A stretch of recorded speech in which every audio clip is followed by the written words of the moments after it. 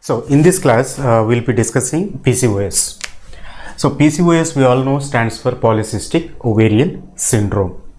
So the topics we are going to cover in this lesson are introduction to PCOS and anatomy of ovary and uterus, female reproductive system and menstruation, and how hormonal imbalance leads to PCOS and what are the risk factors and how do we diagnose this.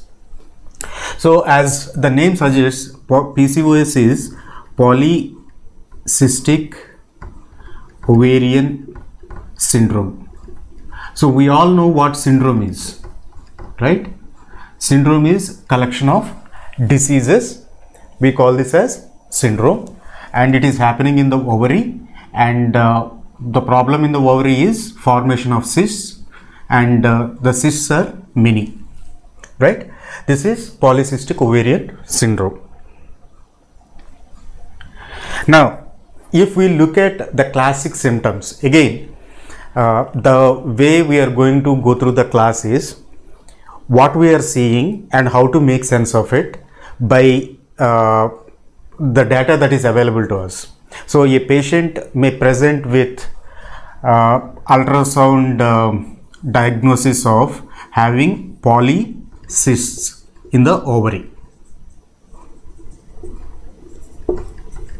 Okay, and the patient may also experience anovulation, that means no ovulation, or oligo-ovulation, that means the egg is not releasing properly. And in some cases the patient may present with hirsutism, right, unwanted growth of hair, and acne, and male pattern baldness, thinning of hair, right? So our patient may present with only cysts in the ovary. When they do ultrasound,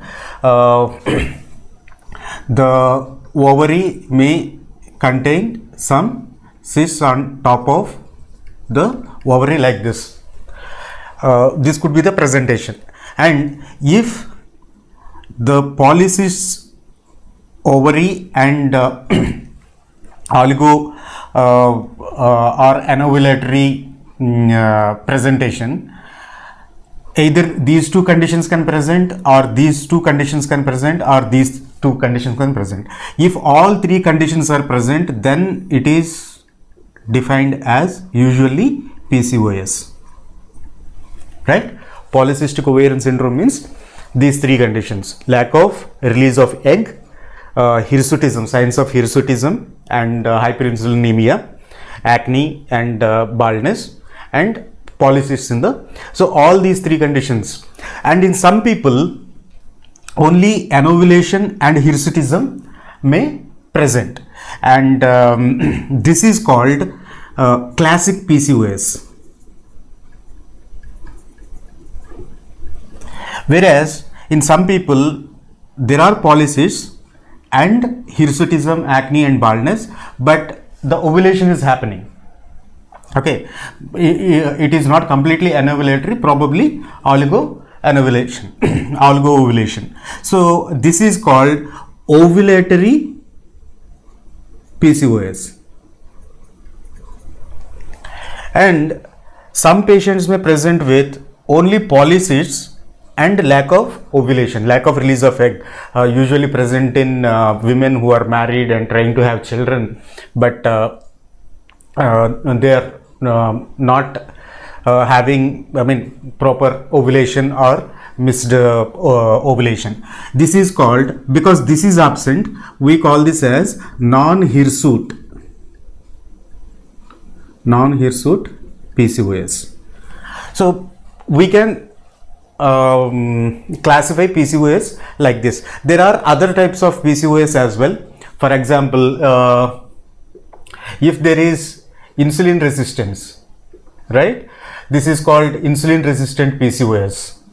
Or if there is chronic inflammation involved, it is called inflammatory PCOS.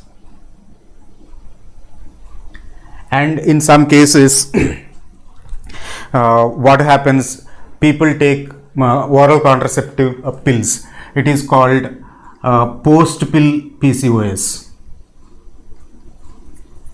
And in some people, what happens is,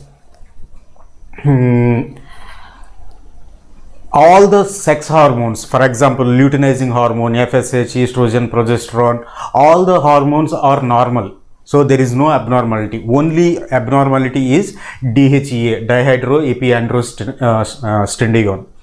If DHEA is only elevated, so this is called adrenal PCOS.